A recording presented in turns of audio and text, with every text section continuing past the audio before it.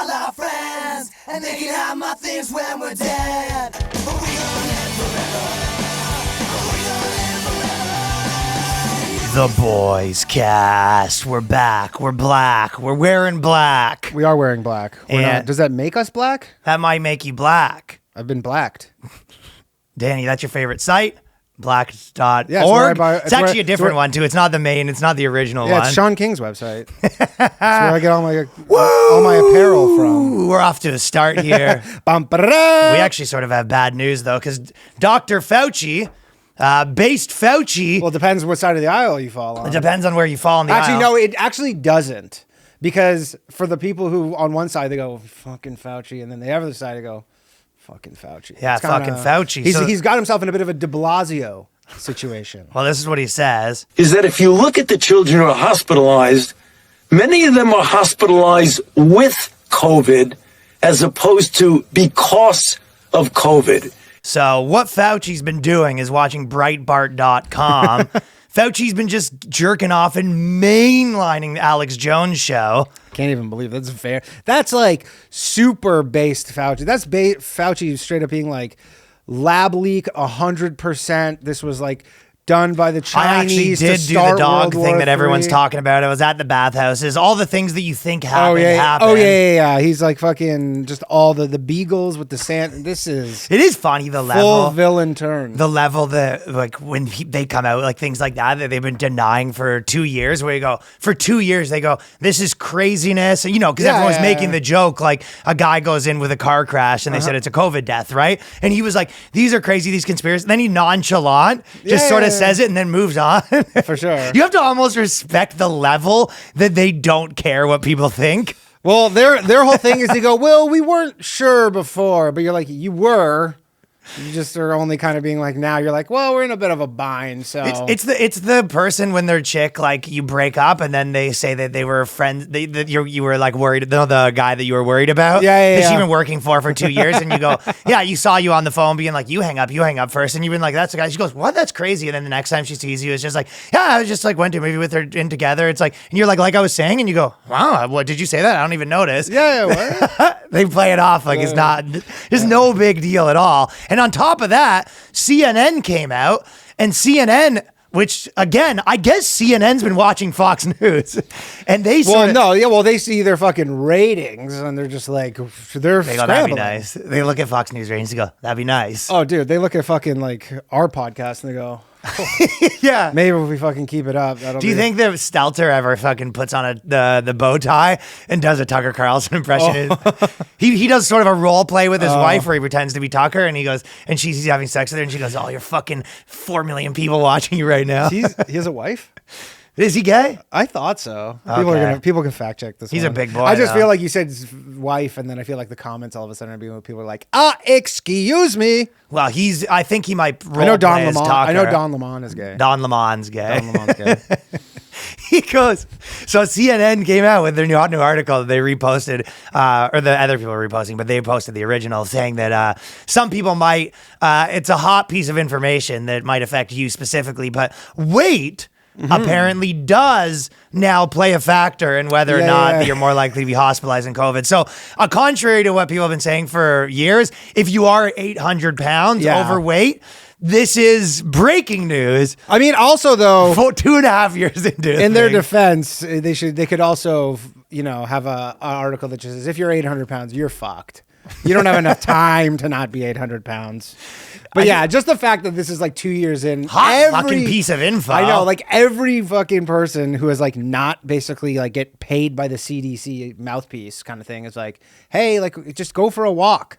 Yeah, well, also, it's been every other thing in history of the world. You go, yeah, you're definitely more likely to get all these other diseases if you're 800 pounds overweight.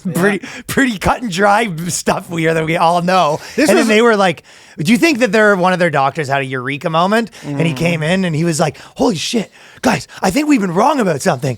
It turns out, according to my research, if you're gravely overweight, you're more likely. And the guy's like, they're like, yeah, we know. Yeah, we know. Remember I told we you just don't say it. We all know. Remember when I told you about I was watching that 60 Minutes or whatever, and they're like, we're going to meet all the people who have like, all these people have died of COVID, and they're like interviewing like some woman, and she's talking about her husband who passed away, and it's like sad, she's like, and then they show a picture of him Huge. And then they go through the whole thing, every single one of them. They had a montage of big boys. No, they did like a 15-minute piece about the spank bank for you. But their like message was, hey, this is serious. Watch out, all people. Right. Like all people. This is fucking serious. And then you watch and you go, yeah, these are all like these aren't even people who are like have a few extra. They were all 300+ pound men and women. Mobility scooters in every photo. And doesn't even come up in the segment. They don't mention They it. go, there's one thing that these people all have in common. Well, they're human. And you go, that's it? Is that the only thing? Yeah, they were doing sort of an Einhorn Finkel where he was looking at the 800-pound people.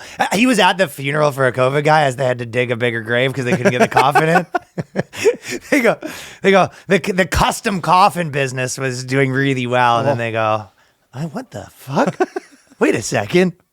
Well, the better one is this. So is the Washington Post article, but basically because a lot of people aren't, I guess the hip hop vaccine campaigns weren't working that good. The yo get vaxxed, yo, if you Vax that ass up. vax that ass up. There's some fucking 60-year-old white boomer chick being like, I can't believe Vax that ass up didn't work. Yeah, I'm fucking pissed, right? Livid. Well, what happened now is they have an even better tactic. So Germany's been known for their sort of good ideas, right? Germany's lit. Basically, Germany's COVID stuff's been wild, right? And they're you ever see all people posting pretty often that their post got taken down just in Germany? Yeah, well, Germany has a specific, yeah. It's on Twitter. Twitter. Twitter basically takes your thing down and you go, we'd love to keep it. Yeah, out, it's Germany. But Germany. Yeah, Dorsey's like, what, buddy? You know what I mean? But we're all living under German. So what they did was, and this was their government came up with this. They took sheep and goats joined Germany's coronavirus vaccine drive. So they got sheep involved, forming the shape of a 330-foot syringe. So they legitimately, the German government contracted. Gino Visconti must be reading this, just having a fucking fit, right? Oh my God. They basically, and then not one person at any point was like, listen, if people don't like the vaccine, this is kind of what they say. They call people sheep. So they had all the sheep and then they put them in the form of a syringe. Yeah. And they said aerial photos of a field in, stupid German name, Schwergemerbau, south of Hamburg on Monday shows the livestock perfectly arranged to create a roughly 330-foot display.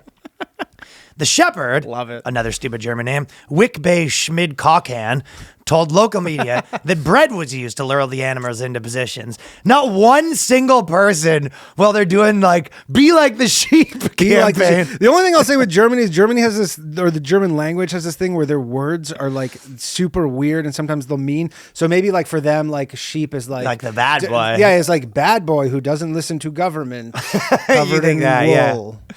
Well, they had to go through with the thing, put it out there. Yeah. And then they said the sheep are such likable animals. So that's one of the reasons. That's the thing, right? They don't really, they just do what they're told. So maybe the sheep could get the message over better. So they're saying that they weren't having as good a luck with all the vaccine campaigns with the raps and stuff like that. But they said, I've got it. Sheep are likable. According to the Associated Maybe they just Press. don't have that term in Germany. I'm sure they did that, and then someone was like, "Hey, just so you know, do you know the connotation of this?" And they go, "Wait, How? what do you mean? Yeah, how do they not? Oh, I don't know how they're not. But this is fucking one of literally the people who are calling everyone sheep. You go, you know what'll get them to finally get this injection? A syringe made of sheep. You know, it's kind of the that was one of the things I go campaign. you have to read that. I had to search that article. You have to search it 3 times to be you do. This is a prank. I've been getting 100%. into that a few times. This is 4chan bought a fucking farm. Yeah. And they do the whole thing. They're all on 4chan being we're buying a farm in Germany. We funded 600 sheep. You know what the problem with a lot of their vaccine sort of campaigns or whatever is? I was thinking this in Canada too, right? Because you go, there's 0 people that are super, super liberal kind of people that haven't got the vaccine yet, right? You know what I mean? Yeah. So all those people, but all of their things are geared towards them. Yeah. So it's all these very feminine, you know what I mean? All the good chicks. They're the ones in charge, and they only know how to speak to themselves. They only know how to speak to themselves. It's if you actually, but you go, all of the people in 2 years, is there anyone that's hasn't got the message yet? So if you wanted to get people, what they really would be they're doing this a little bit to the black community, and it's not working that good. And this probably wouldn't work that good either, but at least it'd be better if they tried to say, like, they got a guy who goes, there's 3 things I like in this world: my guns, my vaccine, and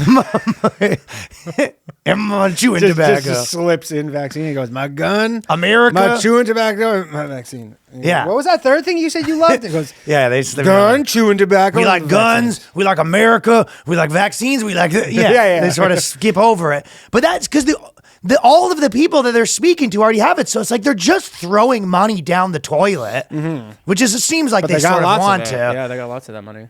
And they said, we're in this together globally. You and the sheep. They said we have to get out of this together. They wrote an email to the Washington Post. This is the sheep people, adding that sheep syringe display was one that he hoped would appeal to people on an emotional level. Yeah, sheep. Yeah, anger. Yeah, I know, yeah, the people who are angry. But it really does feel like that one. You got to be messing with people when you put also, that out there. Are you the dumbest motherfucker on earth where you watch this sheep thing in the end of 2021 or early 2022? You go, you know what? Sold. I was on the fence.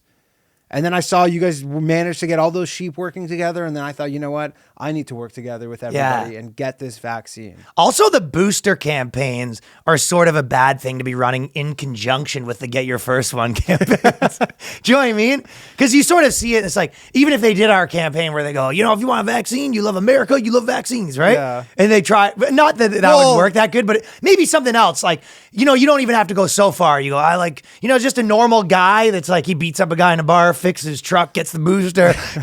They're kind of like, like how rug stores are always going out of business because they just have so many rugs to sell, but they lie. That's what they need to try is to go. We're running out. We're running out of vaccines. This is the last of them. They sort of tried that at first. Yeah. They go, we're running out. This is the last of them. But that's the thing, because you see that, and there's people go, maybe I would. Then you go, hey, and now make sure you get your third one. You know what they kind of is that I was sort of thinking about it is like they're sort of selling you because, obviously not to go too far into stuff that's been talked about by us before, but like, obviously the vaccine was sold to you like it works and then they keep sort of like lowering the thing or whatever. Yeah. They're basically telling you now it's sort of like sun lotion where it sort of works, but you obviously need to keep reapplying. Yeah. But also don't get too much sun.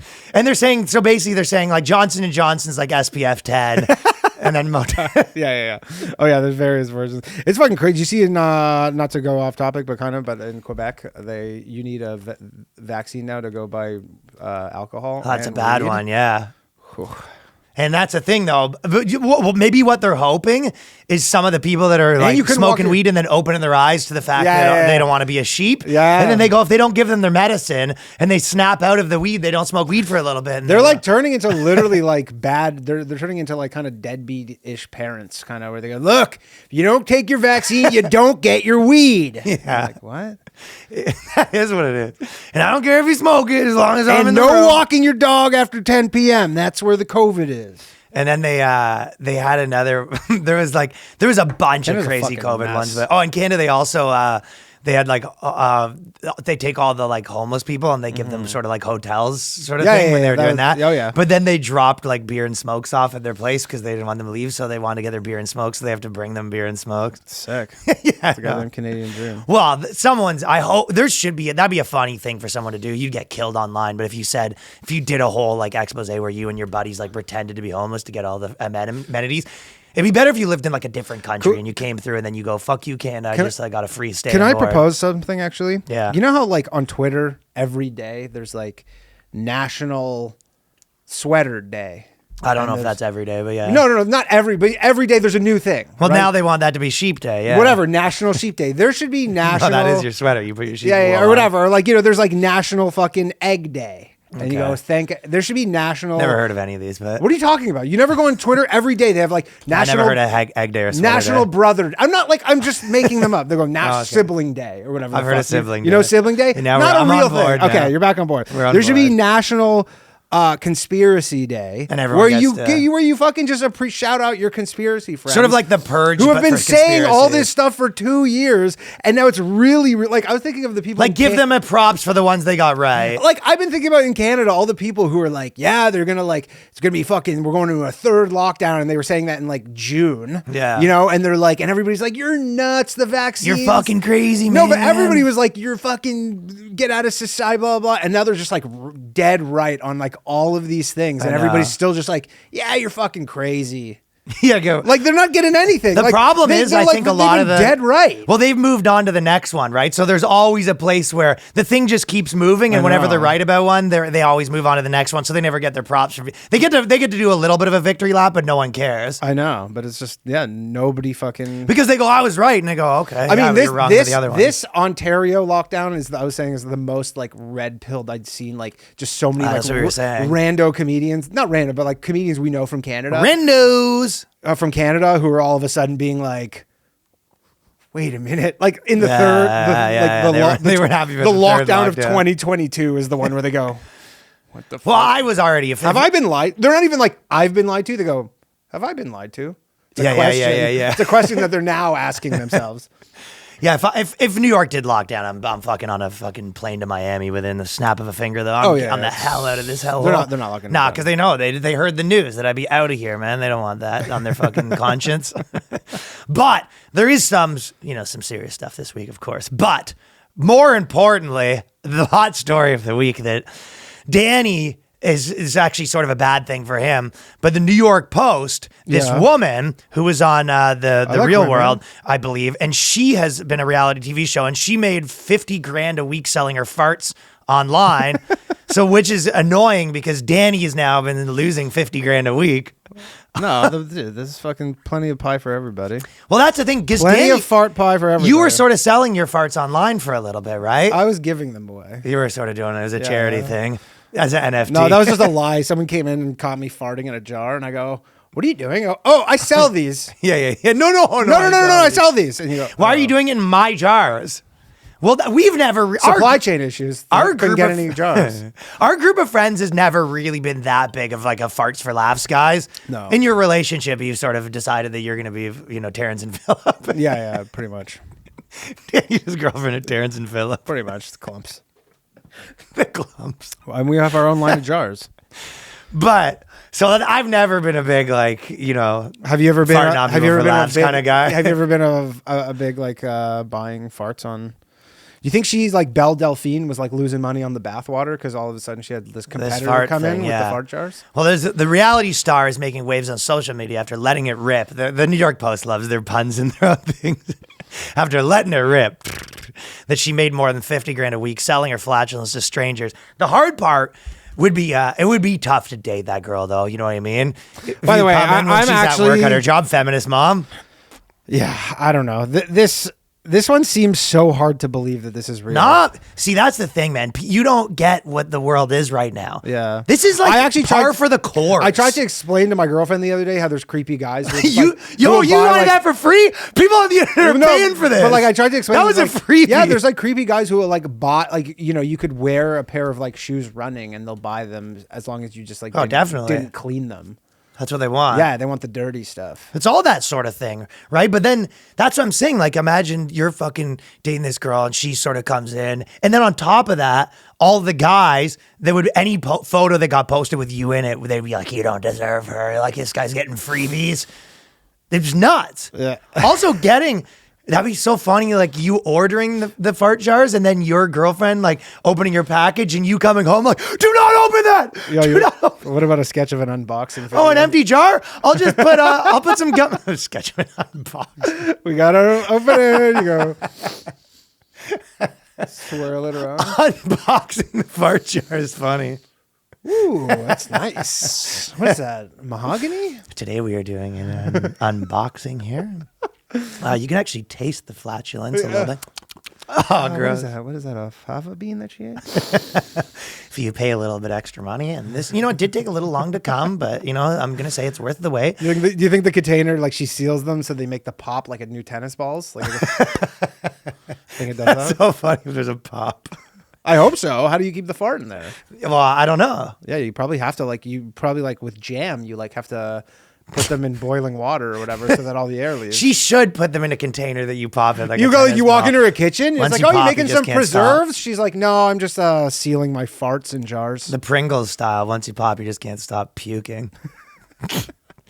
So she said, I thought farts were going to be super niche. So she's already thought of this before, but also something fun, quirky, and different. She's trying to make it sort of like she's a trailblazer here. You know what I mean?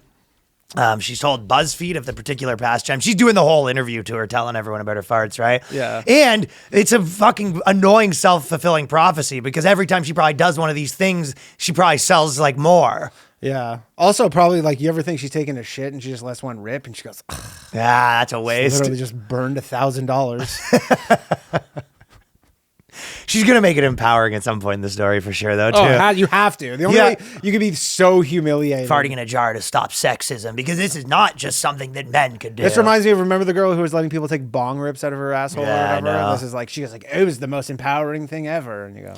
Over the years, I've gotten quite a few messages from men and women wanting to buy my worn bras, panties, and bathwater, and then hair. Also her hair. If someone buys your hair, they're going to kill you. Because that's one same thing as I always said, like classical music is one of those things. Like if a girl goes to a guy's house and he has classical music playing in the background, it's a little scary because that's killer's music. Yep. That's a music for a killer. But also, so is when people buying your hair, that's so they can put on like a sex doll or something like that. And they smell it while they're having sex with their fleshlight. That, or maybe they like try and cast a spell if it's for the guys who are trying to get into some witchcraft. They said you usually need a lock of hair. The natural, that's another one. I've been talking about that on stage, the witch stuff. I've been getting pretty close, but I've been liking the idea that, I've been sort of talking about all the stuff we've been talking about, but if you, like a girl can ever get away with anything that's cute, like, you know, even the stuff where it's like she's a witch, but just try and cast spells to get jobs. It's like, oh, maybe just spell your name out on this resume and we'll do that. But like the idea that you could go to any girl's house first time and she show you all her crystals and everything, but if you go to a guy's house and he's like a warlock, like you can, if you're a dude, you can't have a pentagram on a first date. I mean, if you're a dude with all that shit, you're on like a special dating app. You're not even on a regular. Well, you have to be, but some guys are just into that stuff. They go, I'm a warlock, this and that. But I mean, the type of guy, if he did get to a point where he's like crushing puss, he'd probably be like, yeah, I probably don't need to do all this warlock stuff anymore. This was a better pastime when I didn't have girls. His pussy stuff's way better if you're a warlock. If you're a warlock and you're crushing, it's because you're actually just like are a pretty attractive guy. Well, the natural gas manufacturer, she said in a recent slip, which she they're referring to her as the natural gas New York Post loves. Right, New York Post. I'm telling you. And I think they repurposed this funny. from one of the like crazy fucking UK tabloids, which make New York Post look like the Wall Street Journal. It depicts how she prepares for her breaking wind by eating beans, a protein muffin, a yogurt, hard-boiled eggs, and sometimes a protein shake. So sort of the same way a sumo wrestler might prepare. Yeah. I'm working. Just eating her beans. She's like someone who like trains for a fucking like bodybuilding competition. You go, hey, you want to go out for wings? She goes, can't eat wings. The thing is, if you were running a racket like this, why ever actually do the farts? Like, just get something that smells like farts and put a tiny bit of it in there, and then there you go. Just make the jars smell like shit. Fucking, she probably does that. Just wipes a tiny bit of shit in there. Well, if it's a clear jar, you'd see it. Well, maybe she has a way to do it. No, I mean, she puts leaves in there to fucking wrap. The real question is, does it still smell like farts when you get it in the mail a week later? I don't know. You have to ask the happy customers. I feel like no. I think I've tapped into a huge market, she says, and there seems to be endless potential, she gushed. I'm grateful that I'm able to entertain, spark debates and discussion, and open people's eyes to a different way of life. So this is how she sort of made it empowering. She's like, listen, I'm not just farting in a jar. There's more to this. I'm opening everyone's eyes to a whole new world. Farts in jars today, tomorrow. So this is what the world's come to. Danny's been purchasing, but it's a gilded era, truly a gilded era where people have disposable income to buy jars of farts. You know that thing where like You know how they're saying like there's all these jobs that are going away, and Yeah. people go, yeah, there are jobs going away, but then there's all these new jobs. Like someone's like, who would have ever thought someone could play video games? Andrew Yang didn't expect this when he was Yeah, exactly. Like, we don't need a UBI when you can sell your fucking bottles of jars of farts. That is going to be like 100 years from now. There's going to be like a fart work is real work campaign. It's going to be college courses. You know what I mean? People's like, yeah, I'm doing a major in gender studies, minor in fart sales. Fart work is real work. All right, everybody, let's fart in the key of C. Well, the good news, I don't know if it's good news, but so you know how there's all these like sugar daddy websites, right? Yeah. So I'm aware. And for people like this, you know what I mean? There's a whole sect of women that have, decided that, They want to be low-key prostitutes. yeah. Yes. But No, escorts. They're not quite escorts, but they're like. to be fairly honest, when they sort of talk about the whole sugar daddy thing, if you were like 50 years old and you got divorced and you were like busy, it's not and you had cash. Yeah, it's fine. It really isn't the craziest idea to be like, because the money's, if you're rich, like the money to them is nothing. Like you give some fucking college kid $1,000, it's like a ton of money. And you're just like, yeah, I'll give you $1,000, but like, we're going to hang out, but like, don't bother me at all. 100%. Yeah, you know what I mean? Yeah. Like I could see the appeal to some of these people. 100%. Agreed. And then the girls who were like, yeah, what's like, if I'm, there is, okay, here's where it probably switches. If you're like a chick that's like dating some guy that's 60 or whatever, and he kind of gives you money or whatever, it's almost not that different from a lot of relationships, except for it's like in contract, right? But if she has 9 guys going on the go, if you have a bunch of them, then now it becomes like a prostitute situation. Yeah, but I think that's the whole thing with the sugar daddy girls is that they have like a few of them. Yeah, but I'm just Yeah. saying that would probably be the difference, right? If you have one, it's like barely different from a relationship. That's true, If you yeah. have 3 or 4 that you kind of, basically this, right? Once you're trying to scale it out, then it's And like- once you try to scale it out, Yeah. but also once you're trying to schedule it out, right? If you have to be like, okay, I have a Tuesday with this guy and a Thursday with this guy, now you have clients. yeah. Now you're a business. You're right. Once you're running a This bit. isn't just like you trying to get fucking some spending money. Right. But so there's this whole other component of the internet that these girls that have been like Instagram, whatever hoes, like Instagram sugar girl hoes, Yeah. they essentially, Instagram sugar girl hoes. they're sort of coming out now and saying the issue is that there's these guys called salt daddies. Love it. So for basically what salt daddies do, They're like Salt Bay. They do this. well, they do that afterwards. They say, get out. Get it? They do that with the keys. The keys to the girls. But I car. haven't received my money. Get it? Get out. No, they do that with a few pennies, yeah. But the salt daddies had been pretending that they're rich guys. Yeah. And it's this whole scam where they go on the thing and they It's so funny because you have to be like a certain type of young to be like, have you heard that there are men pretending to be rich to get laid? Is this some new thing?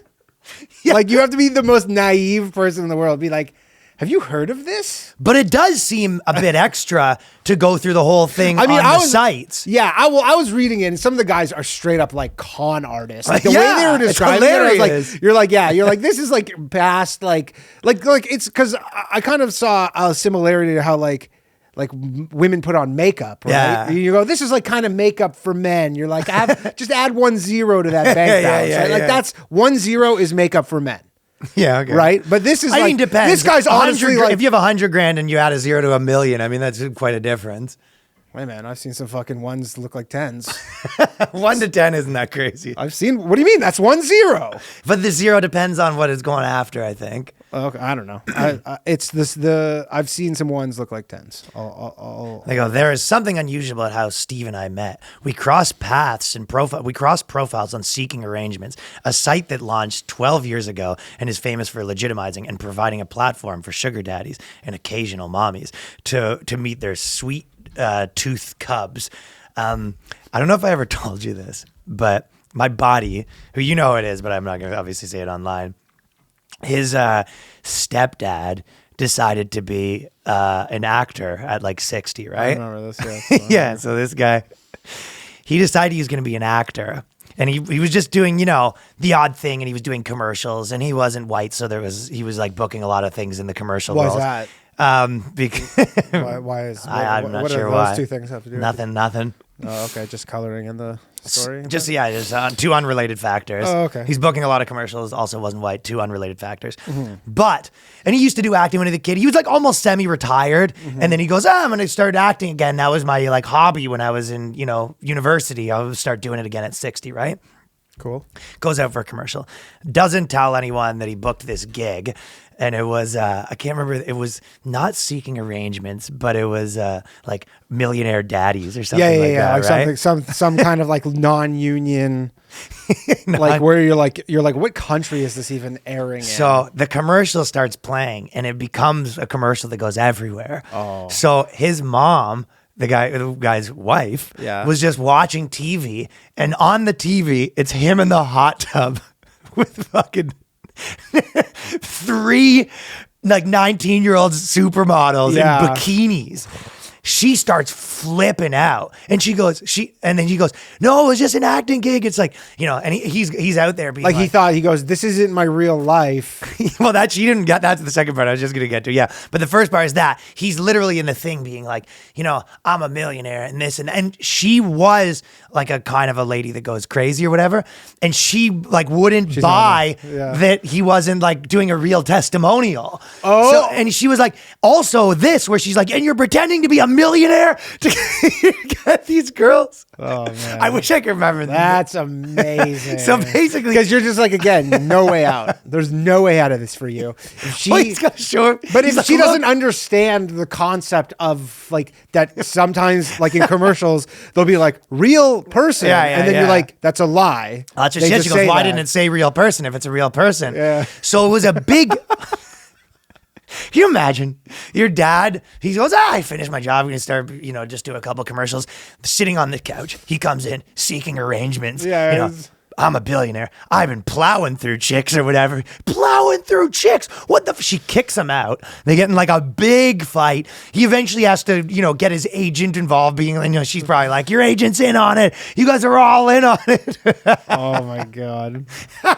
That's amazing. Isn't that crazy? Yeah, and the agent's just like probably some, like they normally are like some 60-year-old lady. Some lady. Just, like, takes anybody who you pay the $50 like headshot That's fee. exactly what it was. Like They it's just one of start those. sending you out. Yeah. And then she fucking peaked. So, anyways, he goes, "I couldn't get a fucking new transmission on my car. Turns out you're a millionaire." And you're paying for not one, not two, but 3 supermodels in bikinis and filming it, no less. Also, where's the hot tub? We don't have a hot tub. Yeah, exactly. So she's peeking out, right? But anyway, she was accusing him of being a salt daddy. Oh. Or she's saying you're hiding the money. Yeah. But Salt Daddy is so funny. And apparently a lot of these guys are out there saying like, yeah, you go on this website and you just crush. And the girls show up, they think you're a millionaire. And the idea is like, yeah, once this works out, this is sort of a trial run. Once this puppy, once we connect, if we work, like so much money in it for you down the road. Do you know what I mean? You go, Yeah. obviously the first Just one's all gonna be promises. on the house. Yeah. So she goes, she's one, and then this girl's one of the dozens of women embroiled in a mutation of sugar dating that seems to be men posing as millionaires in order to schmooze matches that would, under normal circumstances, be out of their league. Its name, Salt Daddies, an arena perpetrated by Salt Daddies. Or Salt Dating, and it's perpetrated by Salt Daddies. So Salt Daddies is incredible. Yeah, Salt Daddies. I love Salt Daddies. It also is, you have to give it to men that they can always, they always find a way to, win under the circumstance. Well, you want to get into something that's transactional, and then like you want to make this transactional. Even though, first off, guys lying about being rich has existed before sugar. Well, that's correct. Right. So, but this is more, yes, but there's a big difference between, meeting a girl and lying about being rich and having to, sort of create a whole identity, a whole profile, like on a site that the whole, because you're saying you're rich as like a side thing. It shouldn't matter, but I'm rich. Obviously it does matter, but they're doing it as, it's it's different when that's the whole basis of the whole thing. For sure. Obviously. These guys are getting like fake passports and stuff to like. Well, I'll tell you one thing they're doing is setting up Instagrams that make them look like rich people. Yeah. You know what I mean? It's photoshopping them beside Bill Gates and So funny. on Leonardo DiCaprio's boat, stuff like that. I would love to see like an expose if someone does like an expose into like just this idea of like, we're going to look into the world of, and then they just end up like in China at some fucking like fake Rolex being like, what are you making these fakes Rolex for? And they go, it's just for the whole salt daddy industry or whatever. They're kicking up. And it's just like, because that's the whole thing, like fake Rolexes are like, it's just for guys to pretend to be rich. Like, why else do they exist? Yeah. It's a huge industry. That's a great fucking thing for the boys to just do a salt daddy night where we all go out. Everyone comes out as billionaires. You just make up your own things because you make up the good jobs. Some of these guys are going with like Ethiopian prince. They're basically getting scammed the way that like old people get scammed, where they go on a date with this guy. What does he do? He's a sugar daddy. It's like Ethiopian prince. It's kind of, you know what it is? It's real life catfishing. Oh yeah, because guys get catfished by fake women online. You're getting catfished by a fake man in person. But the difference would be the catfish would be like they say that they're rich and they got all this money and they show up when they have the pockets out and they go, I'm actually poor. Yeah. They show up. Isn't it they show up, they pretend they're rich, get laid, and then you just never see them again? I guess a little bit, but to me, the catfishing element would be more is when you see it immediately. Mm-hmm. Like to me, it's not as much of a catfish where they like slowly find out. The catfish element is as soon as they show up, the guy's, he's not wearing shoes. He's got the shoes with the whole feet poking out the top. Yeah, and you're looking behind him because you're like he's like waving, and you're just like he's covered in filth. So yeah, he goes, I met this one guy and we went for dinner at the 5-star Celtic Manor Hotel in Newport, she tells me. And he said that he was in the restaurant business and we had a nice dinner. The next day I found a Facebook page about him and there were girls complaining. He told some people that he was the CEO of a startup, and another person he was a property developer, and he wasn't a millionaire at all. So I was glad I only kissed him. So this guy didn't. Those are all good jobs. Those are the best jobs. Property developers are great. CEO of a startup. It's like we know 400 CEOs of a startup. Right. That's why I was saying go back to these girls because she's like, he's not even a millionaire. Like, you're not the way that these guys are like, I'm developing all this property. Like, millionaire could be a guy that like bought a house for nothing like 20 years ago. Of course. Like, a millionaire is not crazy. They think liquid. They're thinking has $1 million in cash, like in a briefcase. Yeah. That's in their mind. They're like, well, the salt babies don't have that much money, so they're not that financially sound, right? So they're easy to trick. Yeah. They're not super financially savvy. Yeah. So I like the idea too. They go, I'm glad because he didn't have like X amount of money. I'm glad I only kissed him. Like being like, I'm glad I only sucked his dick. He didn't turn out to have 10 million. Yeah, like it wouldn't matter. Like it's like there's like a ratio. Yeah.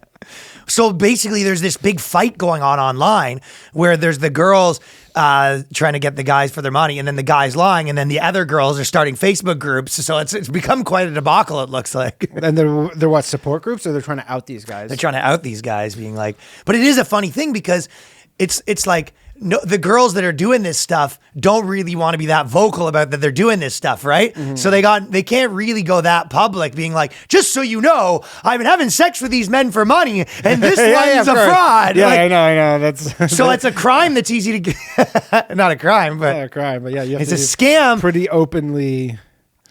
Right. It's like, it's kind of, it's like selling someone like a double-sided dildo and then you don't deliver the product. It's like, what are they going to post online? Wait, this is only a single-sided dildo. Where's the second dildo? But what are they going to do? Post that online? No one even wants to call their bank and be like, my double-sided dildo didn't come. It was like, you just eat it. In Snatch, remember? Where that's Snatch scam. Yeah. Exactly, right? So they go, then next, so that was the one, said he's all these different sort of ones, right? And then basically, looking back, she says, Elle thinks that this man may not have been as wealthy as he led her to believe. So tag still on the jacket is what I'm thinking. He goes, no, that's just the style, you know? It's how you wear like how the rappers have the tags on the hat. The tags on the hat. I guess that's you. So you and your Salt Daddy buddies could all sort of share the Salt Daddy clothes. Yeah. Calling up. It's like my turn. I need the Salt Daddy. Can I get those Gucci loafers? And then And then it's up to the girl to kind of put all these pieces together, being like, those seem a little big. They all wear the same. Yeah, the Salt Daddy's just swimming in his Salt Daddy suit. He's the small foot guy. I'm Salt Daddy. He's like the Daddy! small guy of the crew, so he has like they're way too big. It's like The small Salt Daddy. like, are those shoes packed with paper towel at the front? The mini Salt Daddy, just with the clothes that don't fit. Like his dad's pajamas. Yeah. No. Again, this is the style. So they said next, another girl, Stacy. So it's a big epidemic of the Salt Daddies. 24-year-old nurse who also found her palate teased by a masquerading Salt Daddy, Omar. So that's this.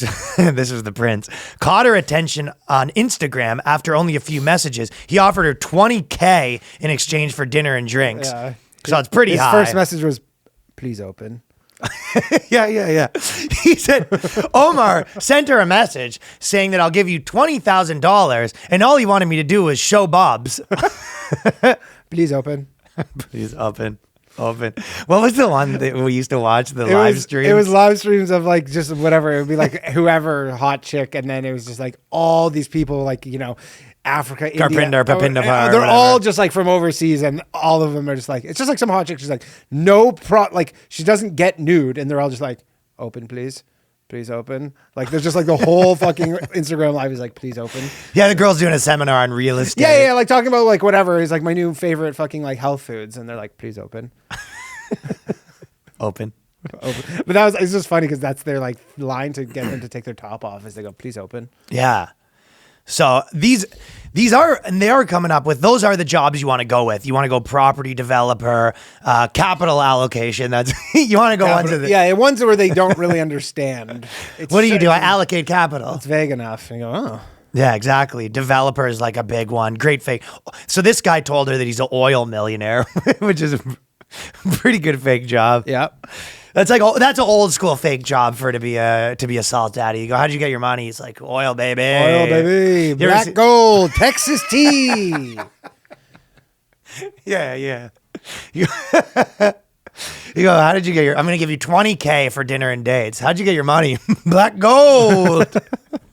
Texas tea. Okay. Omar, the oil allocator. He's got to show up with like the cowboy hat and everything like that if he's going to be an oil millionaire. Yeah. And he had an Instagram feed that supported his lavish claims and sent her numerous receipts that supposedly demonstrated that he'd done this before with women, which also does seem like a guy the faking it would do. They go, I'll give you $20K. Look, here's me sending other $20K, and you can Photoshop that in 10 seconds. Yeah.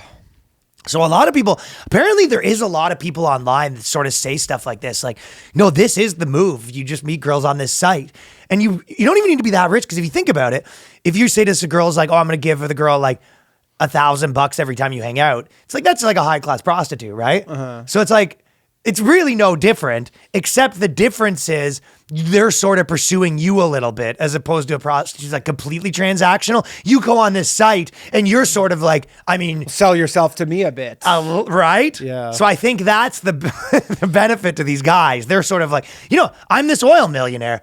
If you want to come get my money, come get it. I'll accept a message, right? I guess this is one of the times when it's seller beware. Yeah, that's what it is. It's not buyer beware. Well, they were sort of saying this girl was sort of going through a thing of, at first, she was saying when she was putting her profile together, she wasn't really getting that many bites. She started asking other people, but she kept changing her, hat on the profile and stuff like that. So the guys on the Sugar Daddy website, they're not out there. Especially one of the other thing is like all of the real Sugar Daddies on the Sugar Daddy website are like 65 and gross. Yeah. Right? Oh, yeah. So if you're just like a 45 to 50-year-old guy that's like in pretty decent shape and you're, not a loser, you're just like, king of the prosties. I think so. So I think these things probably work a little better in like a major city than, Oh, yeah. I mean, I'm sure there's some town where there's just one person, one guy and one girl on there, and they go, I guess it's us, right? I guess they're both catfishing each other. He goes, I'm an oil billionaire. And she goes, yeah, and I'm hot. What time you want to meet? Yeah. Yeah, if you're an oil billionaire, I'm fucking 25, buddy. Yeah, weird. There's no oil around here. Yeah, like exactly. In Florida, you're like, I'm an oil billionaire. You go, really? Yeah, all right. Out in the ocean or something? And I'm under 40. Let's just, what do you want to do? It'll suck you off as long as you pay on time. So she said with Omar, we met at a local bar. He kept taking phone calls and telling me they were from his PA. He would say things like, can you move the meeting in Paris till Tuesday? So Omar's pouring it on quick. Yeah, he sounds like, honestly, like, yeah. Sell. Sorry about Yeah, that. totally like the classic, like, doesn't even know. Oh, yeah, it's just the markets are open in Japan right now. Just got some trades going on, you know. He goes, you found another $1 billion worth of oil? You know what?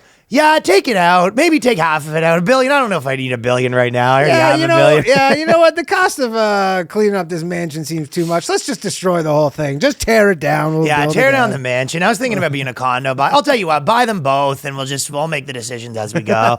Oh, yeah. Oh, also, do I owe another? Okay, send the $10,000 over to the other sugar baby. Yeah, he's like, life of a billionaire. She's like, is that an iPhone 6?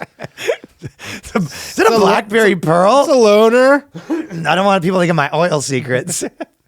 Very secure. So he's taking fake phone calls saying stuff like that. Like, oh, yeah. You know what? Just give another $50K to charity. Fine. I'm in a good mood. Anyways, we're going to go Dutch on this, though, right? I thought he was a little strange, that he might be trying too hard to prove his importance, but harmless. A week passed with a lot of texts, but after that, he never transferred me the money as promised. So Omar, he's out there for the smash on the first date. And apparently, so there's this other guy, this is what you were saying. His name is Brock Robinson, and he has a blog called The City Bachelor where he shares dating anecdotes of his salt daddy tips. Yeah, this is the guy. That's such a fucking fun. Like, I guess you kind of look and you go, there's girls online being farts and jars girl, and someone's going to try to date her. Like, she's still getting messages being like, I want to be your wife. You know what I mean? Yeah. This guy out there who's like, his whole life is like, I scam girls into sex. And that's my, I have a site that teaches you how to scam girls into sex. This guy's still going to get some girl somewhere. Yeah. Like, some girl will look like, no, because some girl will be like, yeah, those girls deserve it. Like Yeah, exactly. There's enough girls who be like, yeah, that's I respect my salt daddy's ability to, outsmart them, right? And his name's Brock Robinson, which is an okay name, but he has a better fake name. He goes, he's internet infamous the way that Neil Strauss and Dapper Laughs were before him. And he tells women his name is Donovan Chase, which is an incredible name. nice. Donovan Chase. And he's a social media mogul worth 1.5 million. See, the things aren't that high. You know what I mean? What guy, started like a social media site? First of all, you have to basically make up a social media site that like can't be traced. Yeah. And you go, what's your new site? Bonker. And you go, what is it? It's like the new Twitter. And you go, well, how doesn't it have a website right now? We're just beta testing right now. Yeah, it's a seed round. We're just raising money. But that doesn't make you a mogul. Mogul's you own multiple. But if you don't know what the definition of a mogul is, which I'm sure a lot of these girls don't, you'd be like, okay. Yeah, 1.5 million euros is not a social media mogul. No. That's like a guy who started at the company and got an engineer at Gab probably has that much money. That's what I mean. Like someone who maybe got some profit sharing that actually worked out decently can, clock it at 1.5 million, let alone the mogul of the company. But that is a good name. Donovan Chase, what's your name? Like Blake Blakinson. Donovan Chase. David Money. So I get to have a sex life that was previously unavailable to kings and rock stars. That's what this...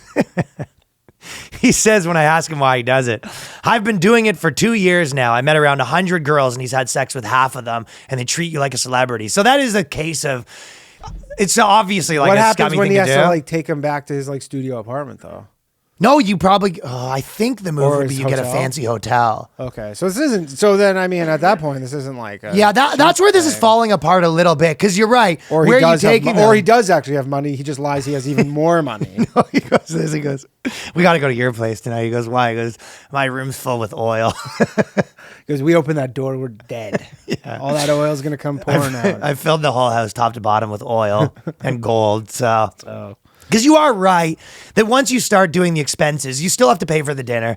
You still have to go to Unless he's like a fancy real hotel. con artist where it's like where you hear where he goes, the check comes, he goes, oh my God, someone stole my wallet. Full on the out way. con Like artist. full I'll out- bail you back That's like for a it. real con artist. I don't think this guy's doing that though. I mean, you can't have a blog about that. That's that is at the point where But you are right though. It kind of starts to get where you go, yeah, but there's also a bunch of people, bartenders in Brooklyn that brought a girl for 2 drinks, split them, and then he smashed. You know what I mean? Yeah, for sure. So this isn't, it's like this guy sort of cracked a code that it's It still almost really seems like he's a expensive. bit pathological, where like he has like this vendetta against these like women who It are, is that. who Yeah, are yeah, like yeah, it's that wannabe more. sugar babies. Yeah, he's sort like of- I'm coming after sugar babies and I'm taking them down. Yeah, that's half right. at a time by giving them a free meal. Yeah, yeah, exactly. By giving them a free meal, like At an expensive place. Because you're right. I guess once you boil it down, you go, I've got this scam that allows you to have sex with girls then what, looking for he rich blocks guys. their And they go, what do you numbers do? and stuff? So you just spend as much money as a rich guy.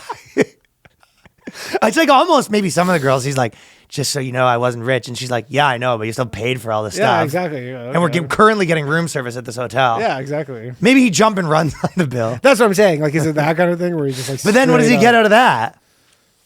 Some fucking rush. The fact that these people have followers, like there's guys tuning into his like how to be a salt daddy website with their pen and paper, being like, okay, you know. people pay for that shit. What was that dude who got fucking? But you're right. If you do a hotel, fancy dinner, the whole thing, you're up at around as much as a prosty. I guess that we're back to the original thing where the whole benefit. Well, I guess is you're that- not on the clock. Like he goes, he's not looking at his Not fake looking at the Rolex all lock. the time. And then there's. He's not looking at. Oh, this thing's fucking not working. Yeah, and then so she's made this empowering too. So the end things they always have make it to. empowering. yeah. It is a little don't hate the player of the game, but she says my salt daddy experience only fueled the fire within me to work hard, so I never have to financially rely on a man. Great. So actually, he's doing a service. Yeah, Chase Chaserson's actually Yeah, put it down her name. Chase Donovan or whatever the fuck his name is actually good guy. What's after your all. name? Don. Last name? Oil. I'm an oil tycoon. Middle name Mogul.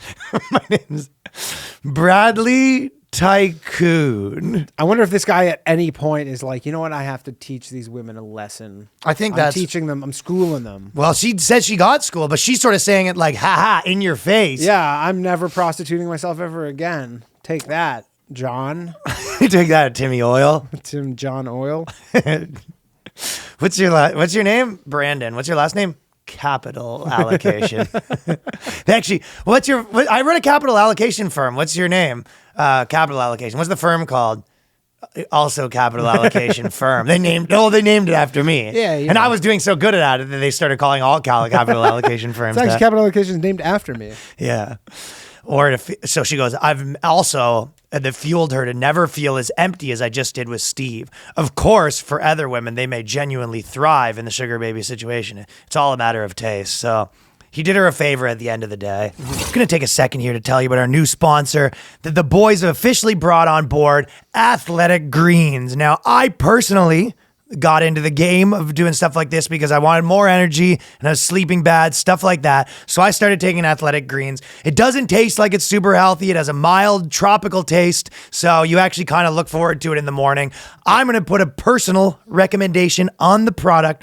So basically what it is, you put a scoop of Athletic Greens and you're absorbing 75 high quality vitamins, minerals, whole food source superfoods, probiotics, and adaptogens to help start your day right. So a lot of good stuff in there. Yeah, I take it in the morning. I really do like it. Yeah, you want to pop it in the morning. That's when you do it. The special blend of ingredients supports your gut health. So for Danny, that's a lot of health. There's a lot. It's a spicy health. A lot of space for I do. the health. I do like to take it. Just I kind of down it right before my coffee. There you go. Your nervous system, your immune system, and your energy, recovery, focus, and aging, all of the things basically. So I recommend this one.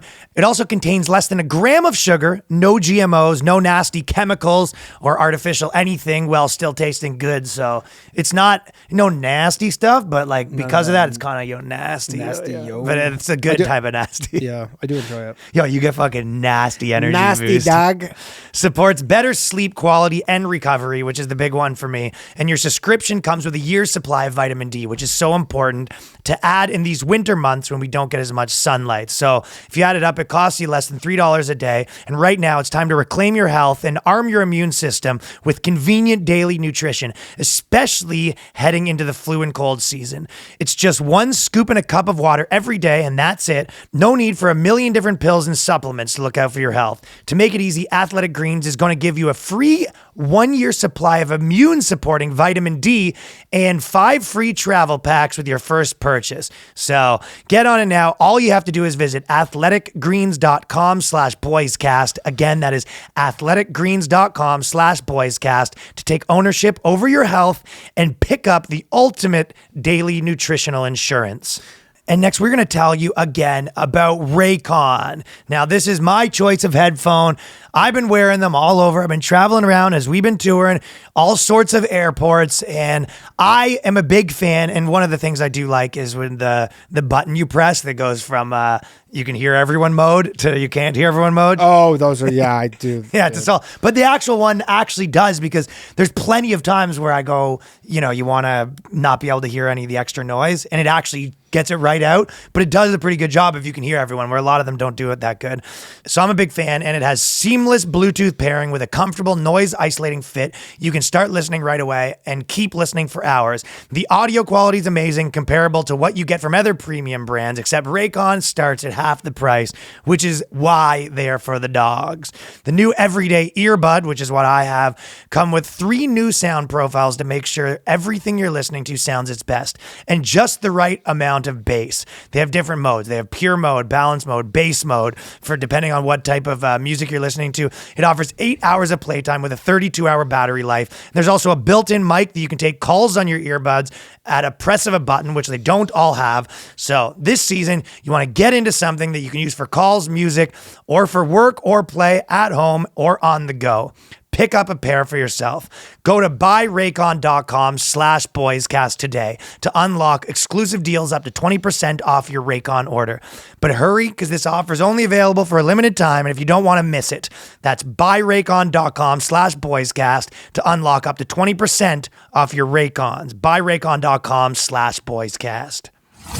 So, quickly, one thing we're going to do is talk about this Patton Oswalt saga. So, you didn't mind. Danny was tight-lipped. I was the first. Literally, I think I was one of the very first people even. Let it go on the record that Daniel Polishchuk was the first person. One of the first people that even. I remember, dude. I saw it like in my fucking Twitter feed, like maybe an hour after he posted it. If you're listening at home and you think that you found this first, no, you never no. see shit first. But I'm just saying. You're saying I have very. He wasn't even done tweeting it yet, and Danny was on it. Well, I'm just saying. I fucking.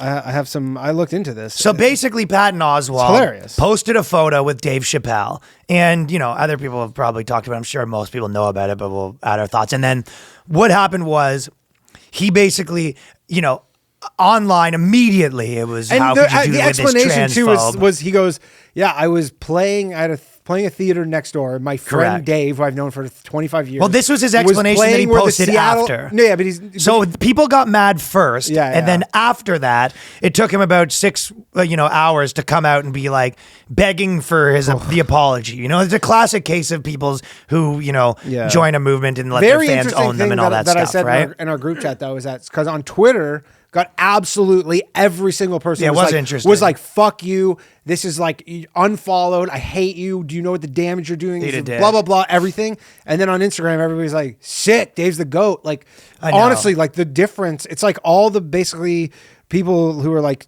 transgender or whatever, all that movement, LGBT people, they're just like, don't use Instagram very much. It is a little bit of like a don't worry about what happens on Twitter thing because it means nothing. So there is some takeaway of that.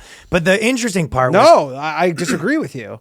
Dude, the shit that happened on Twitter... You're saying it does matter what happens on Twitter. It became a fucking like national news story. I saw this in real news. Well, then I take back my quote. You definitely need to follow Twitter. Dude, the Twitter thing made this like... I saw this in like the Washington Post or something. Was like Patton Oswalt forced to apologize. Now, maybe it was the apology that made it the news, and if he just let it die on Twitter. Well, he's been using the dark arts of, whatever the most opinion is, I will always be one, whatever the most of the thing is, and I was talking to a lot of, people that of different, because, I've been hanging out with tons of fucking comics and stuff like that. Actually, Chris Rock's been coming through the cellar a bunch, which is pretty cool. Oh, that's cool. But people that are fucking left, right, all different, political ideologies and all that sort of stuff. And everyone sort of, because if you look at, even with COVID stuff, right? If the Republicans if the right wing stance is you should open it up and the left wing stance is lock it down to be like super broad, which I don't believe in. If you did believe in that binary, at some point, they go, no one can ever leave their house ever. At some point, it goes far enough where you go, well, I guess I'm the right-wing stance right now, right? So for them, for these people, they're playing a dark arts game where they go, no, there is no stance that I will ever disagree with on that side, Yeah. right? And I thought that, Jean Marco, Yeah. he had a pretty good point, I thought, actually. And he said that, just a good like phrasing of it. He was like, it seems like, guys, what Patton Oswalt's trying to do is have his cake and eat it too.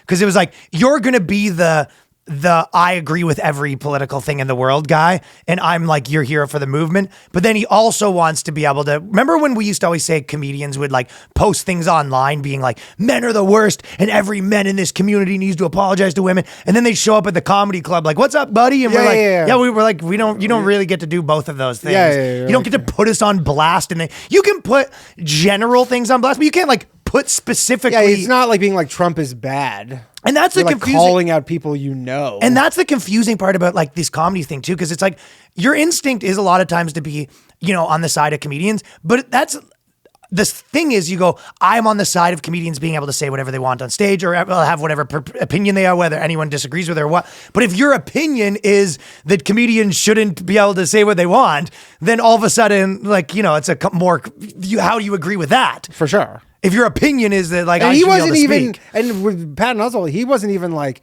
reposting a Dave Chappelle bit. He was Took a just picture of a he just guy. Take a picture of a guy who let him do a spot on his sold out arena show. Yeah.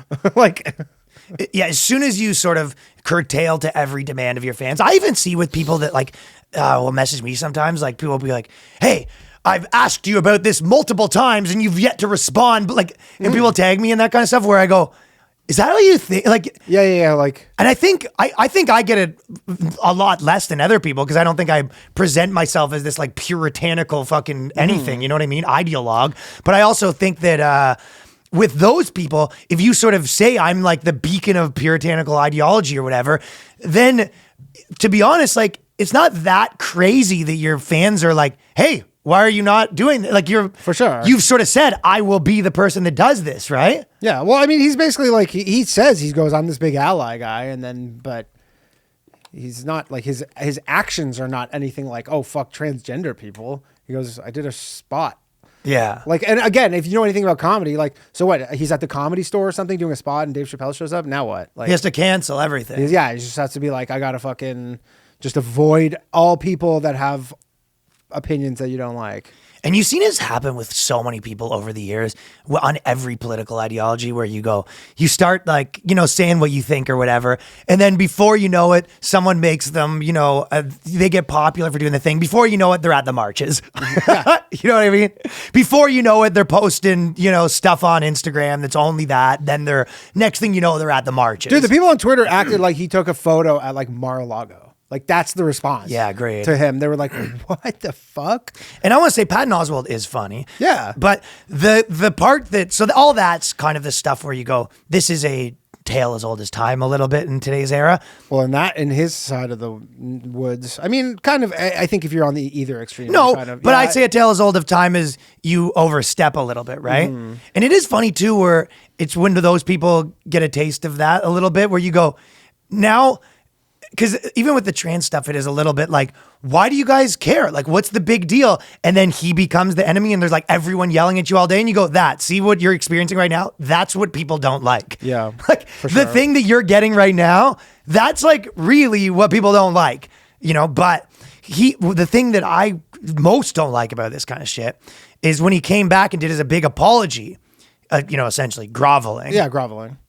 He sort of, what they do is he goes, Dave Chappelle, he's a fellow comedian, the funniest I've ever met. I wanted to post a pic on Instagram story about it. So I did. The friend is Dave Chappelle. 34 years we've been friends, he wrote. We've done good gigs, bad gigs, open mics, and TV tapings. We 100% disagree about transgender rights and representation. I support trans people's rights, anyone's rights, to live safely in the world as their fullest selves.